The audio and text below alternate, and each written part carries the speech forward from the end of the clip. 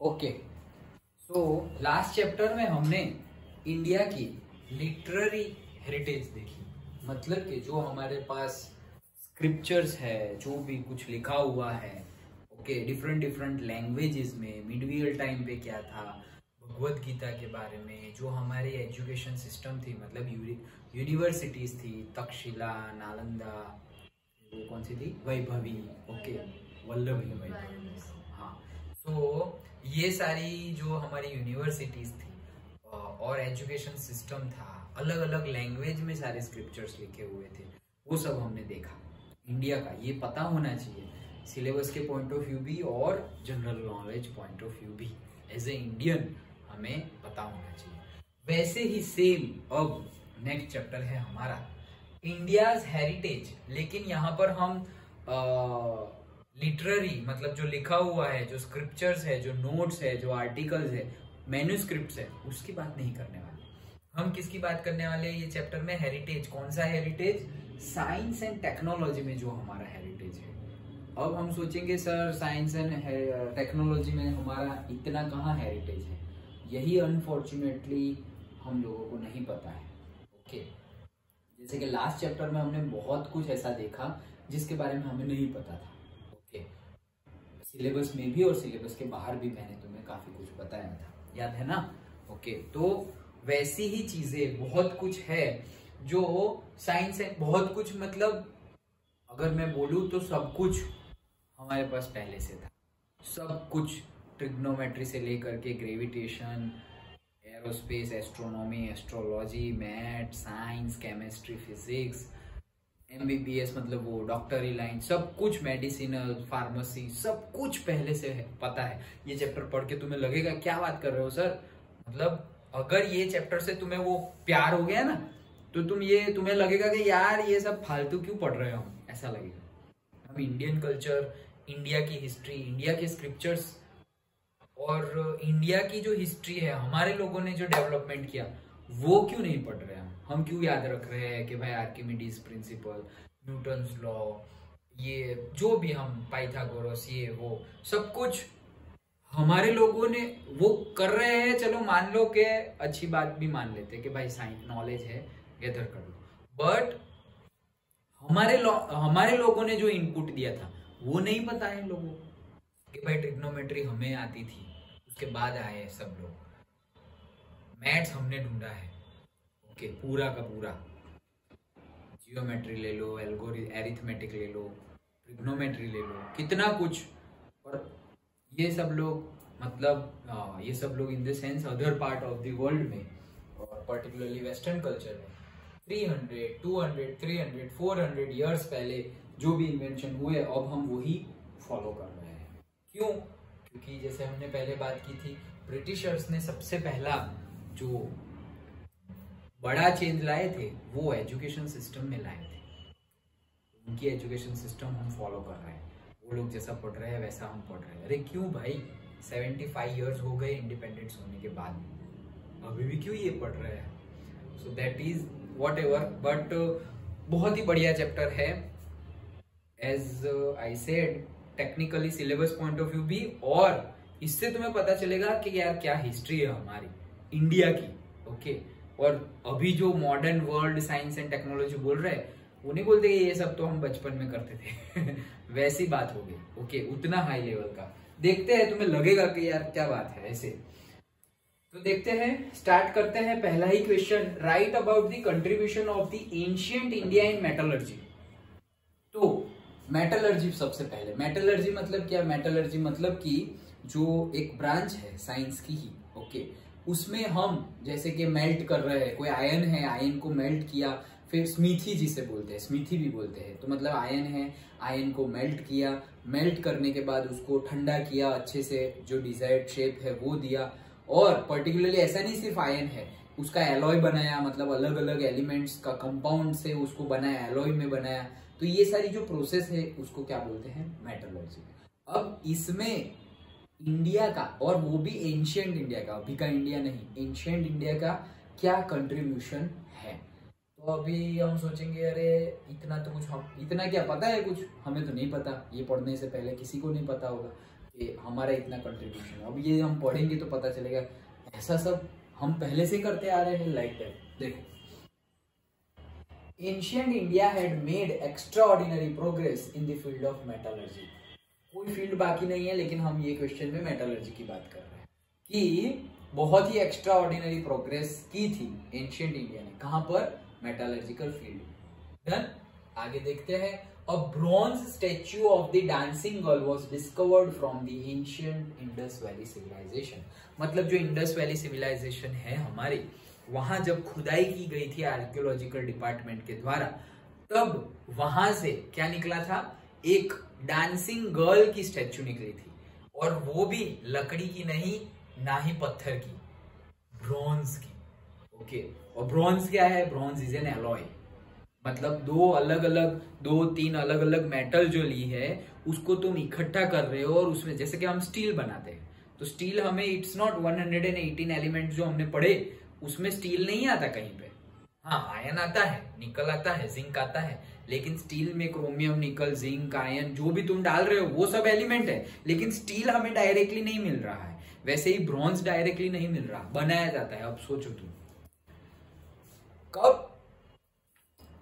Ancient Indus valley civilization. Indus valley civilization में मतलब हम तो 400, 500, 1000 साल की बात भी नहीं कर रहे। इंडस वैली सिविलाइजेशन मतलब बहुत कितनी पुरानी सिविलाइजेशन है। स्टार्टिंग के चैप्टर्स में हमने अलग अलग सिविलाइजेशन की बात की। Harappan civilization, Indus valley civilization, बहुत सबसे पुरानी मतलब इंडिया की सबसे पुरानी नहीं, वर्ल्ड की सबसे पुरानी। देखा ना, हमने पढ़ा ना स्टार्टिंग के चैप्टर्स में। तो जब खुदाई की गई तो उसके ऊपर से जो भी मटेरियल निकले, उसके ऊपर से वो मटेरियल कब बना है या कितना पुराना है उसका आइडिया आ जाता है। ओके, जैसे कि अभी शायद तुम्हें पता हो, जैसे कि राम मंदिर बना तो उसके पीछे थोड़ी बहुत कन्फ्लिक्ट थे कि भाई यहाँ पे पहले टेम्पल था, यहाँ पे पहले मस्जिद थी, ये वो कन्फ्लिक्ट थे। फिर बहुत कुछ पता चला, अंदर से राम जी की जो विग्रह है, मतलब जो मूर्ति है, ओके, वो निकली, और फिर उसको चेक किया गया तो भाई हाँ, यहाँ की ही है, कितने साल पुरानी है। वैसा सेम अभी हो रहा है। एक मॉस्क है अगेन, कहाँ पर? जो हमारा काशी विश्वनाथ टेम्पल है, 12 ज्योतिर्लिंग में एक ज्योतिर्लिंग है काशी, ओके, जिसको हम वाराणसी भी बोलते हैं। तो काशी विश्वनाथ ज्योतिर्लिंग का जो कैंपस है, जैसे कि यहाँ है, ये ही है काशी विश्वनाथ। तो ये जो वॉल है वो कॉमन वॉल है, दूसरी साइड मस्जिद, इस साइड मंदिर, ऐसा है। ओके, और अब वो जो मॉस्क है उसमें भी, और क्यों यहाँ पे लोग, मतलब अभी उस पे केस चल रहा है। हाँ, अभी 2 दिन पहले ही उसके ऊपर ASI का रिपोर्ट आया है। ये तो जनरल नॉलेज की बात है, यहाँ नहीं, बट रिलेटेड, थोड़ा बहुत रिलेट कर सको इसलिए बता रहा हूँ। ASI मतलब वही आर्कियोलॉजिकल सर्वे ऑफ इंडिया, उनका रिपोर्ट आया है। अब उनका रिपोर्ट कैसे आया? ऑलरेडी केस चल रहा है। जैसे कि राम मंदिर का केस चल रहा था कोर्ट में, वैसे केस चल रहा है कोर्ट में। क्या हम बोल रहे हैं, हम क्यों, किसने ऐसा पहले, सबसे पहले ये कैसे पता चला कि उस साइड का जो मॉस्क है वो एक्चुअली पहले टेम्पल था? कैसे पता चला? तुम्हें शायद पता हो, और नहीं पता हो तो मतलब यू विल बी अमेज्ड। क्या पता है? ये पूरा हमारा जो घर है, बिल्डिंग है, ओके, ये इतना होता है 10 फीट, सेकेंड फ्लोर 10 फीट, तो मतलब 30 फीट का घर है। इतने बड़े नंदी महाराज, ओके, जो शिव जी के आगे ही होते हैं वो, तो इतनी बड़ी साइज के नंदी वहां पे है वाराणसी में। तो हम सोचेंगे हाँ भाई, शिव जी का टेम्पल है तो होंगे, कोई प्रॉब्लम नहीं। लेकिन उनका मुंह जिस साइड है उस साइड कुछ है ही नहीं। शिव जी वो साइड नहीं है, ओके, वो साइड मॉस्क है।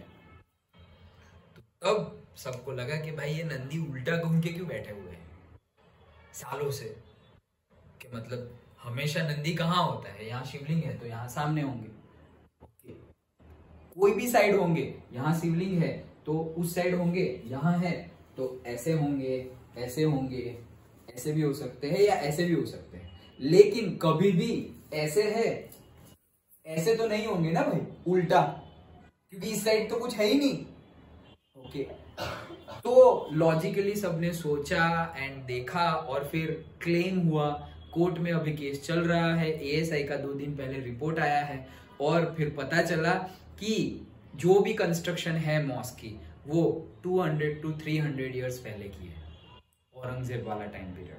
ओके, तो सिर्फ 200-300 साल पहले का कंस्ट्रक्शन है और वो कंस्ट्रक्शन भी ऊपर से नया है, अंदर से जो पिलर्स है, इसको पिलर बोलते हैं, ये जो पिलर है बाहर से तो प्लास्टर है। अभी जैसे वो हमने बीच में बात की थी ना, वो कौन सी मूवी, रेड मूवी अजय देवगन की, तो ऐसे पिलर तोड़ते हैं, दीवार तोड़ते हैं, उसमें से सोना निकलता है एंड ऑल, तो वैसे ही ये पिलर है, ऊपर तो प्लास्टर है। अब मैं ऐसे करके तोड़ू तो पीछे अंदर भगवान की मूर्तियां है। ओके, तो फिर पता चला कि वो भाई ये तो प्लास्टर कवर कर दिया है, लाइक दैट। जैसे कि अभी मैं तुम्हें बोलूं कि देखो ये कितना बड़ा पार्टीशन हमने किया है वुड का। ओके, बट देखने में सेम लग रहा है ना, ये भी वुड है, ये भी वुड है, देखने में सेम लग रहा है भी सेम। देखो बाहर से ऐसे टच कर भी देखो सेम ही है भाई, ये बाहर से सेम है। ये जो लकड़ा है ना, अंदर वो लकड़ा नहीं है, खाली है, अंदर खाली है। ये जो वुड, ये मटेरियल दिख रहा है ना, वैसा मटेरियल इसके अंदर नहीं है, ये देखो खाली है। ओके, तो जो बाहर से कवर कर दिया तो मतलब हम क्या समझेंगे कि भाई बहुत महंगा है। अब सोचो इतना पार्टीशन में पूरा इसका करवाऊं ना तो मिनिमम 1 लाख रुपीज खर्च आएगा। कितना? 1 लाख रुपीज अगर पूरा पार्टीशन उसका करवाऊं, मिनिमम की बात चल रही है। ओके, लेकिन अगर मैं सिर्फ इतना डोर ही ये मटेरियल का करूं तो मेरा 5,000, 10,000, 15,000 में भी हो जाएगा। तो इसके अंदर क्या है, इसके अंदर एल्यूमिनियम है, जैसे कि ये हमारी ग्रिल लगी हुई है वैसे ही एल्यूमिनियम की बार्स रखे हुए हैं। जैसे ये विंडो का कैसे दिख रहा है, व्हाइट एंड व्हाइट। ओके, तो वैसे अंदर बार रखे हुए हैं, लेकिन कवर इससे किया हुआ है सो दैट सिमेट्री दिखे, तो वैसा हुआ। ओके, और अब वहां पर भी केस चल रहा है और अभी थर्सडे नाइट को उसका एएसआई का रिपोर्ट आया और सब कुछ बताया गया है। अभी अंदर स्वस्तिक के सिंबल्स है, ओम के सिंबल्स है और अलग अलग लॉर्ड्स की स्टेचू मिली है, वो सब। ओके, तो कहने का मीनिंग क्या है कि कल्चर, एक बात ये तो इससे आया इसलिए साथ में बता रहा हूं। सबसे पहले ये बात हो गई ज्ञानवापी, मॉस्क का नाम है ज्ञानवापी। ऐसे राम मंदिर की बात करें, ओके, तो वहां पे क्या था पता है? पता कैसे चला, स्टार्टिंग कैसे हुआ कि भाई ये जो बाबरी मस्जिद है, ओके, वहां पे राम जी थे। स्टार्टिंग कैसे हुआ? एक्चुअली में एक बंदे है, मतलब एक ह्यूमन बीइंग जिनका जो ऑलरेडी कौन से रिलीजन को फॉलो कर रहे हैं, इस्लाम, ओके, मुस्लिम है। उन्होंने सबसे पहले बताया वर्ल्ड वाइड कि भाई ये जो मॉस्क है उसके नीचे टेम्पल है, उन्होंने बताया। अब सोचो जो बताया वो ही रिलीजन के नहीं है और उन्होंने जब बताया ना तो उनको तो कितने मतलब 3 साल तक उनको कंटिन्यूअसली सिक्योरिटी दी गई थी गवर्नमेंट ऑफ इंडिया के द्वारा। क्यों? क्योंकि ऐसा बताया, अब उनके ही रिलीजन के लोग उनके पीछे पड़े हैं। क्यों भाई, क्यों बताया भाई तुमने, सब कुछ सही चल रहा था, उंगली करने की क्या जरूरत थी, लाइक दैट। ओके, बट वो एएसआई में काम करते थे, archaeological survey of India government की ऑर्गेनाइजेशन है, उसमें काम करते थे। उनको लगा कि मेरा जो काम है वही मैं कर रहा हूँ, मेरा काम है ये सब चेक करना एंड ऑल, मैं तो मेरा काम कर रहा हूँ और उसमें गलत है तो गलत है।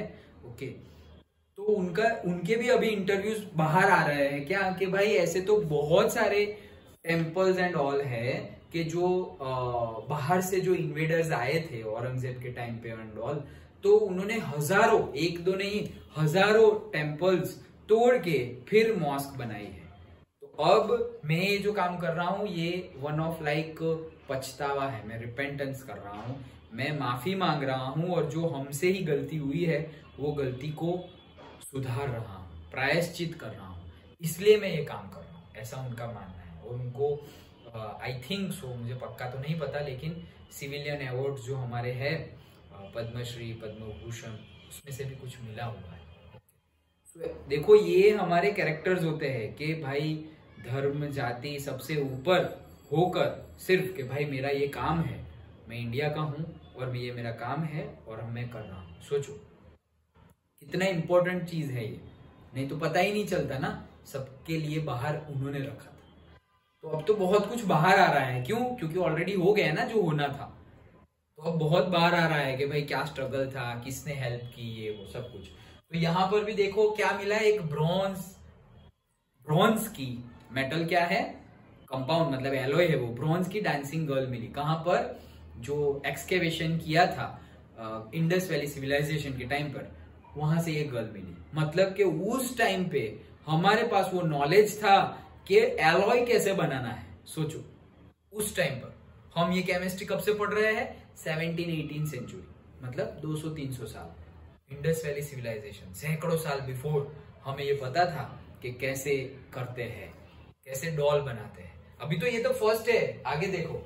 A number of statues of Lord Buddha belonging to the Kushan period were discovered at Takshashila. जो तक्षशिला हमने यूनिवर्सिटी की बात की, वही लोकेशन जो रावलपिंडी के पास है, पाकिस्तान में जो रावलपिंडी शहर है उसके पास जो है तक्षशिला, जो भी डिस्ट्रॉय कर दी गई, वहां से भी जब कुशल किंग का नाम है, कहां गया भाई साहब, ओके कुशल, तो कुशन लिखा है, एक कुशल है भाई, बुक में देखो क्या लिखा है, कुशन ही लिखा है, तो कुशन ही लिखना, अदरवाइज कई जगह पे कुशल वर्ड भी फेमस है। सो कुशन जो किंग थे उनके टाइम पीरियड पे वहां से बुद्धा की स्टैचू निकली थी। ओके, अगेन मेटल की, और कितनी बड़ी, हम जो है इतनी बड़ी 7 फीट, मैं तो 7 फीट नहीं हूं बट 7 फीट जितनी बड़ी है, इससे भी बड़ी, लाइक दैट, उतनी बड़ी। Okay, lord Buddha belonging to that period. Third, numerous metal idols were made in South India during the Chola period। Chola period था, ओके, चोला किंगडम जब चल रहा था, वो जो डायनेस्टी थी, तब भी बहुत ज्यादा मेटल की आइडल्स बनाई गई थी। कैसे पता चला भाई? उस टाइम के टेम्पल्स है उसमें अभी भी है, अभी भी है, उस टाइम के जो टेम्पल्स है उसमें अभी भी काव की गई है और रखी हुई है, मेटल की, हाँ, पत्थर की नहीं, पत्थर की काव करते हैं लेकिन पत्थर की जो है उसके साथ रखी है। ओके, सो चोला पीरियड आ गया। Next, metal statue of Nataraja. Nataraja जो शिव जी का नाट्य रूप है वो, ओके, तो वो देखी होगी तुमने बहुत सारी जगह, ऐसे राउंड होती है और बीच में ऐसे खड़े हुए होते हैं, नटराज मूर्ति, वो बहुत फेमस है। ओके, तो वो भी मेटल की, metal statue of Nataraj is a masterpiece of the sculpture and is famous all over the world. The metal statue of Ram the archer, Ram ji की मेटल की स्टैचू, राम जी की भी मेटल की स्टैचू मिली हुई है। आर्चर मतलब ऐसे हाथ में बो एंड ऑल लेके, Archer is another well known work of art in metallurgy. ये हम बोल रहे हैं कि एंशिएंट इंडिया का मेटलर्जी में क्या हेल्प है भाई। अब तुम ये सब चीजों को ऑब्जर्व करोगे तो पता चलेगा कि इंडिया तो बहुत पहले से ही आगे है, like that. So again, metal idol of lord Buddha was discovered in Sarnath. Sarnath में भी लॉर्ड बुद्धा की मेटल आइडल मिली। Copper idol of lord Buddha was discovered at Sultanganj. जो सुल्तानगंज है वहां पर उनकी कॉपर आइडल, कॉपर मेटल की आइडल मिली। Okay, metal idols of the Jain deities in Mathura are excellent specimens of metal work during the Gupta period. तो गुप्ता पीरियड में भी मेटल्स आइडल्स मिली, किसकी? जैनिज्म जो फॉलो कर रहे हैं, जैन डीटीज की, उनकी कहा मिली? मथुरा में। Okay, then artistic metal statues of gods and goddesses, figurines of birds and animals, metal lamps and betel nut crackers are the examples of metal art. तो मतलब ऐसा नहीं है कि सिर्फ भगवान की ही मूर्तियां मिली है, एनिमल्स है, बर्ड्स है, ओके, और फिर जैसे वो शादी में दुल्हा ऐसे पकड़ के रखता है ना सोपारी तोड़ने के लिए, बीटल नट मतलब वही सोपारी, तो उससे तोड़ने के लिए जो वो मेटल की होती है, तो वो पहले से ही हमारे पास है। सोचो, अभी की बनाई हुई नहीं है, बहुत पहले की, मतलब बहुत पहले से लोग ये इसको यूज कर रहे हैं। ओके, अभी जो मिलती है बाहर वो तो अभी की ही है। कहने का मीनिंग है कि पहले के टाइम पीरियड का भी ये सब कुछ हमारे पास है। कहाँ है? म्यूजियम में है भाई, बाजार में थोड़ी मिलेगा, अलग अलग म्यूजियम में रखा हुआ है। ओके, सो वो ये सारे पॉइंट ऑफ व्यू हमारे आते हैं किसमें? ये सारे पॉइंट्स आते हैं किसमें? हमारी मेटलर्जी में क्या इनपुट है उसमें। तो क्या क्या याद रखना है? पहले तो पीरियड वाइज याद रखो, Chola period, Kushan period, okay, Gupta dynasty. तो 3 डायनेस्टी की बात की गई है। और उसके बाद लास्ट पॉइंट हमारा है कि सिर्फ आइडल नहीं भाई, फिंगराइंस मतलब कि artistic metal statues of God goddesses, अलग अलग गॉड गॉडेसेस भी है। ऐसा नहीं कि बुद्धा, रामा और जो फेमस है उनका ही है, विष्णु और गणेशा उनका तो है ही, साथ साथ में बाकी सब गॉड गॉडेस का भी मिल रहा है। And figurines of the bird animals, figurines मतलब बर्ड और एनिमल की भी है और एकदम छोटी छोटी साइज में भी है, छोटी छोटी साइज में भी। बड़ी तो है ही लेकिन फिंगराइंस मतलब ऐसी साइज की भी है, छोटी छोटी साइज की भी स्टेचूज है। मेटल के लैम्प्स, बीटल नट्स वो सब भी मिला है। समझ में आ गया? तो क्या क्या याद रखना है? सबसे पहले तो तुम्हें पॉइंट वाइज, ये ऐसे सेंटेंस वाइज याद मत रखो, जैसे मैंने पहले भी बताया है। ऐसे जो बड़े बड़े क्वेश्चंस हो तो पेपर लो और डायरेक्टली सिर्फ वर्ड ही याद रखो कि भाई सपोज पहला तो बहुत अच्छी एक्स्ट्रा ऑर्डिनरी हमारा इनपुट है वो लिख दिया। अब क्या लिखोगे? डांसिंग गर्ल, ओके, और एरो लगा के bronze dancing girl that is equals to, तुम क्या लिखोगे? कहाँ मिला था? Indus valley civilization. That's it, वो सेंटेंस तुम्हारा बन गया। देन डांसिंग गर्ल के बाद statue of Buddha, Kushan period, कहाँ पे? तक्षशिला, ओके। तो डांसिंग गर्ल, बुद्धा। अब बुद्धा आ गए तो बुद्धा के लिए जो भी सेंटेंसेस है वो बाद में लिखे होंगे, हम बाद में नहीं अभी ले लेंगे। तो बुद्धा आ गए और बुद्धा के बाद डायरेक्टली लॉर्ड बुद्धा भी मिले थे मेटल आइडल, कहाँ पे? सारनाथ में। तो तक्षशिला, सारनाथ और वो सुल्तानगंज, कहाँ गया? ये रहा copper idol of lord Buddha, again कहाँ मिला? सुल्तानगंज में। मिल गए 3 पॉइंट लॉर्ड बुद्धा के। पहला dancing girl, Indus valley civilization, okay, और वो डांसिंग गर्ल थी वो किसकी थी? ब्रॉन्ज की थी। अब हमने बात की कि लॉर्ड बुद्धा का स्टैच्यू कुशन टाइम पीरियड में, मतलब कुशन राजा का जो टाइम पीरियड चल रहा था तब मिली थी। कहां से मिली थी? तक्षशिला, ओके, तक्षशिला में से मिली थी, वो लिख दिया। अब बुद्धा आए तो सारनाथ वाला भी लिखना है और सुल्तानगंज वाला लिखना है। तो सारनाथ में भी लॉर्ड बुद्धा की स्टैच्यू मिली थी और सुल्तानगंज से कॉपर की स्टैच्यू मिली थी, ओके, डन। ये लॉर्ड बुद्धा के पॉइंट हो गए। अब वापस आ जाओ, अब बुद्धा आ गए तो गॉड को सब साथ में ही ले लो। तो राम जी का मिला था वो भी लिख लो, the metal statue of the Ram the archer, okay, Ram the archer, वो भी मिली थी मेटलर्जी में, जिसका बहुत ज्यादा इंपॉर्टेंस है। तो राम आर्चर की भी मिली। देन क्या बाकी रहा? मेटल आइडल साउथ इंडिया में भी चोला। अब पीरियड की बात करें तो हमने कुशन टाइम पीरियड की बात की, अब 2 पीरियड की बात कर लेते हैं, तो चोला और गुप्ता की बात कर लेते हैं। तो चोला में क्या बहुत सारे न्यूमरस, मतलब बहुत सारे आइडल्स मिले थे गॉड गॉडेस के, ओके। कब? साउथ इंडिया में जनरली, क्योंकि वो वहां था डायनेस्टी उनकी। सो चोला डायनेस्टी के टाइम के भी बहुत ज्यादा मेटल के स्टेच्यूज हमारे पास है। और गुप्ता डायनेस्टी की बात करें तो Jain deities, metal idols of the Jain deities in Mathura, Mathura में मिले थे जैन डेटीज के मेटल के स्कल्पचर। और वो कौन से टाइम पीरियड पे मिले थे? गुप्ता पीरियड, खत्म, ओके।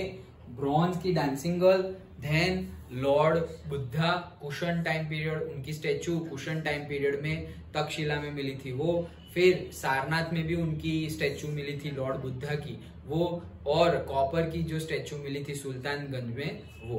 अब लॉर्ड बुद्धा के 3 ले लिया, तो राम आर्चर की भी स्टेच्यू मिली हुई है, वो भी एक बहुत ही, वो चेन्नई में रखी हुई है, ये तो इन्फॉर्मेशन चेन्नई में म्यूजियम में रखी हुई है, ओके। सो वो राम भगवान का भी आ गया। अब लास्ट पॉइंट तो हमें पता है कि सिर्फ ऐसा नहीं है, बहुत सारे मतलब बर्ड्स, एनिमल्स, फिंगराइन स्ट्रक्चर्स, अलग अलग गॉड गॉडेसेस की भी स्टेच्यूज हमें मिली है। अब डायनेस्टी की बात करें तो जो चोला डायनेस्टी है वहां पे बहुत सारी आइडल्स मिली हुई है मेटल की साउथ इंडिया में, ओके, वहां का टाइम पीरियड, मतलब तुम साउथ इंडिया तमिलनाडु वाला रीजन ऐसे मान लो। एंड देन चोला डायनेस्टी की बात करें, ये तो चोला डायनेस्टी की ही बात थी। गुप्ता डायनेस्टी की बात करें तो गुप्ता डायनेस्टी ऊपर थी, तो मथुरा के पास, मथुरा में जैन डीटीज की भी स्कल्पचर मिले थे गुप्ता टाइम पीरियड की। हो गया, अंडरस्टूड, ओके। चलो तो नेक्स्ट देखते हैं।